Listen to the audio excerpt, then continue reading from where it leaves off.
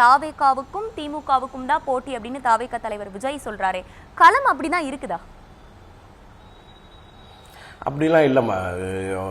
அவர் நினைக்கிற மாதிரி களம் கிடையாது. இன்னொன்று வந்து பாலிடிக்ஸ்ன்றதுமா வெயிலையும் ஒரு அரசியல்வாதி பார்க்கணும், மழையும் ஒரு அரசியல்வாதி பார்க்கணும், இன்னல்களிலும் கூட இருக்கணும், துன்பத்திலும் கூட இருக்கணும், இன்பத்திலும் ஓரளவுக்கு இருந்தால் போதும். இந்த அளவு இதுதான் வந்து பாலிடிக்ஸ்.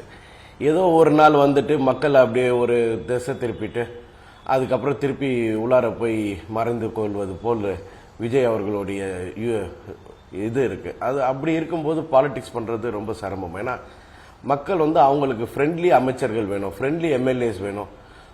தங்களுடைய பிரச்சனையை புரிந்து கொண்டு ஒரு முறையும் வந்து சட்டமன்றத்தில் பேசுறது, வேலையை முடிக்கிறது.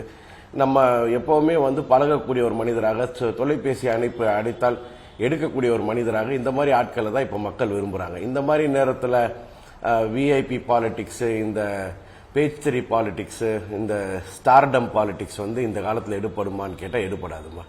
ஏன்னா உடனே மக்கள் ட்விட்டரில் போடுறான், உடனே ஃபோன் பண்ணுறாங்க, வாட்ஸ்அப்பில் வராங்க, என்ன ஆச்சு சார், ரிப்ளை கொடுங்க, என் கம்ப்ளைண்ட் இருக்கு, இந்த கம்ப்ளைண்ட்டுக்கு என்ன வேலை பார்த்தீங்க, இந்த மாதிரி நம்மள நிறைய கேள்விகள் கேட்பாங்க. நம்ம பொறுமையாக ஒரு ஆளுக்கும் பதில் சொல்லணும். பதிலே சொல்ல முடியாத ஸ்டார்டம் லெவலில் இருக்கக்கூடியவங்க பாலிடிக்ஸ் பண்ண முடியுமான்னு கேட்டால் உண்மைக்கு சிரமமான ஒரு விஷயம் தான் அது.